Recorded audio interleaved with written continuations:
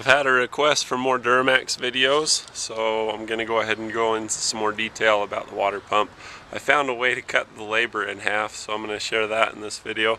And then also a tip for how to diagnose a leaking water pump in a very succinct, direct way.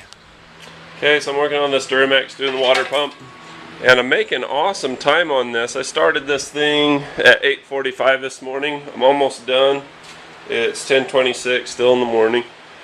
But the reason why it's going so fast, one of the reasons is I watched my video and that really helped. Another reason is I started using this hose clamp tool to pull these pins out, the ones around the radiator shroud and then also the ones around the wheel housing, and that shaved a ton of time off when I was getting in and doing the bolts on the back side. The housing goes through, getting this bolt from this side and then getting the one on the other side from the front using a 12mm ratcheting box wrench.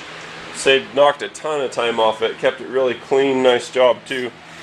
The other thing that I did that really saved a lot of time is this little inspection plate that you can't see. There we go. I pulled that out of the bell housing. And normally you'd pull that and put in the little Lisley tool that's mentioned in my other video. But what I did with that inspection housing out, you can see the flex plate and the torque converter. But basically what I've done is I stuck a pry bar up through there. You can see that there's mounts for the torque converter and the bolt and everything. But basically what I do is I stick it into the flex plate, because the flex plate has these little holes. I don't know if you can see up in there, it's kind of far in. Let me try doing this. But when you look inside this little inspection cover, you can see that there's a little hole in there. And what I'm doing is I'm sticking a pry bar up inside that hole. I apologize for the lighting, but it's the best I can do with just me, you know.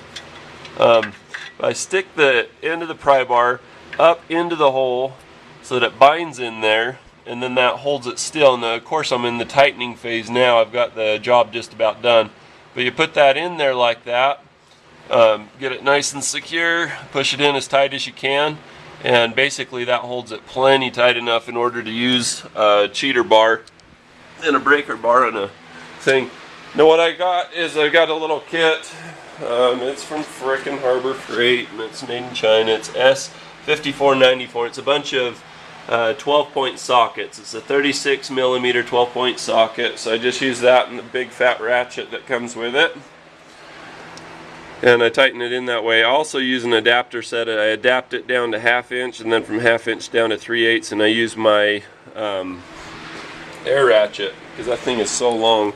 It takes a long time to get that done otherwise. So anyway, you ready to see some juggling? I got a camera and a flashlight in one hand, and I've got my ratchet in the other. This is no way to work, by the way, but I love you guys and I'm trying to help you out. So I've got my thing in there. I go to tighten it down. I can feel that it just bound down on the pry bar. But anyway, you get the idea. It works really effective. It holds it really well. You gotta remember, I'm a Swedish wiry son of a gun, so what doesn't really look like a lot of force is I won the arm wrestling competition at my university and I'm not that big. I'm only 6'3" and about 210 pounds. But you know, like, look at that. My arms are just funny, you know. I got frickin' Popeye arms. You want to arm wrestle that? I will take you down. So what I'm saying is, you put a lot of force on that. I don't mean to start up a bragging thing. I'm just saying it the way it is. You put a lot of force on that with that pry bar in there. It's going to hold it just fine for you.